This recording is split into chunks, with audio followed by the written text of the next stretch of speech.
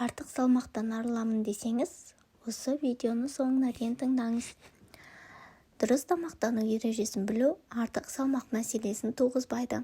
Салауатты өмір салтын ұстанудың басты ережесі де дұрыс тамақтануды білуге тиіссіз. Денсаулығыңызға бей-жай қарағыңыз келмей ме? Тамақтану кестесін белгілеуден бастаңыз. Тәулігіне 1-2 рет қана тамақтану дұрыс емес.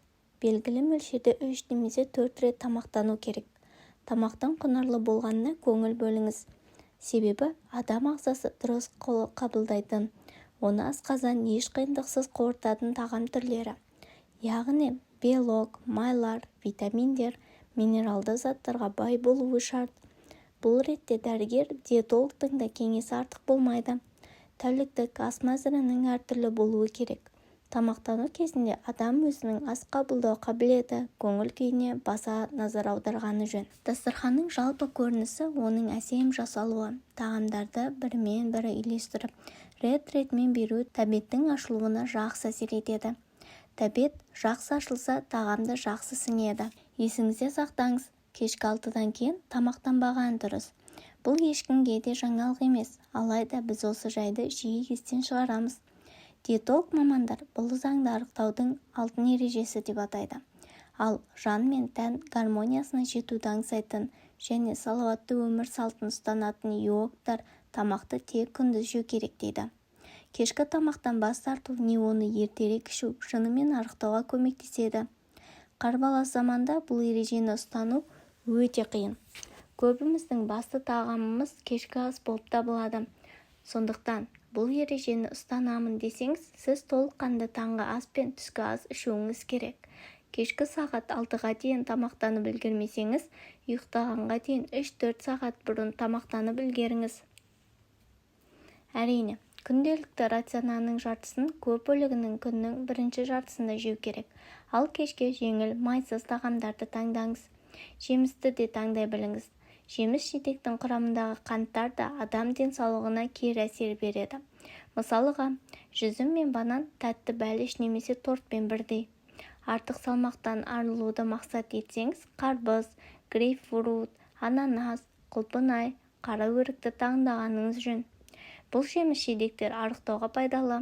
Сонымен қатар асықпай шайнап үйреніңіз. Тамақтануға көбірек уақыт бөліңіз. Миға тойғанымыз жайлы белгі жеткенше біз тойып та артық жеп те үлгереміз. Сондықтан барынша ақырын, асықпай тамақтаныңыз. Сондай-ақ тамақ жегенде теледидар қарау әдетінен арылыңыз. Ми фильмдерді түсінуден босамай, не қандай мөлшерде жегеніңізді байқамайды. Тамақты мөлшерден артық жеуіп қоймау үшін асыңызды кішкентай тарелкеге салып жеуден бастау керек. Ең бастысы су ішуді әдетке айналдырыңыз. Су аштық сезімін қадағалап, зат алмасуды ретке келтіреді. Қажетті мөлшерде су ішіп жүру арықтауға өз септігін тигізеді. Күніне 1,5 литр су ішу сіз үшін тұрақты ереже болсын. Бұл мөлшерге шай мен түрлі шырындарды қоспаңыз.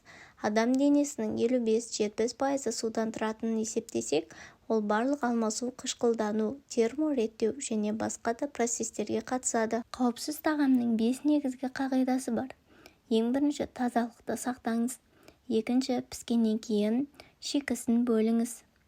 Үшінші, термиялық өңдеуді мұқият жүргізіңіз. Төртінші, тамақты қауіпсіз температурада сақтаңыз.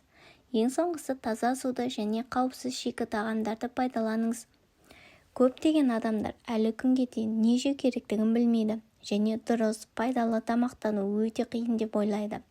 Дұрыс тамақтану денсаулықтың негізгі, ол организмнің әртүрлі қолайсыз сыртқы орта әсерлеріне төзімділігін арттырады. Біз тұтынатын тағам бұл дене физикалық күш салу кезінде ғана емес, сонымен қатар тыныштықта да тұтынатын энергия көзі. Дұрыс тамақтану жүрек тамыр жүйесі мен асқазан ішек жолдарының ауруларының, қант диабетінің, остеопороздың және қатерлі ісік ауруларының алдын алу, қоршаған ортаның зиянды факторларына жақсы төзімділік, дененің жоғары физикалық өнімділігі, белсенді ұзақ өмір сүру үшін қажет. Дұрыс тамақтанудың 4 ережесі. Бірінші, диетаны сақтау, атап айтқанда күніне 4 рет тамақтану арасында аралық 4-5 сағат болуы керек. Тамақ бір уақытта болуы керек. Дұрыс тамақтану соңғы тамақтың кешкі ас ұйқыға дейін 2 сағаттан аспайтынын білдіреді. Диетаның жеткілікті калориялылығы ал тұтынылатын калория мөлшері жынысына, жасына, жеке физиологиялық ерекшеліктеріне, өмір салтына, белгілі бір адамның жұмысының сипатына байланысты энергия шығындарын жабуы керек. 3. Тағам компоненттерінің дұрыс қатынасы. Белоктар, майлар, көмірсулар. 4. Тағам ағзаның амин қышқылдарына, полиқанықпаған май қышқылдарына, витаминдерге, микроэлементтерге, минералдарға, суға деген қажеттілігін қанағаттандыруы керек. Тамақтарды жеуде дұрыс таңдай білу керек. Зиянды, калориясы көп тағамды түскі сағат 12-ге дейін жеуге болады. Рационалдағы барлық гарнир түрін көкөніске алмастыру қажет.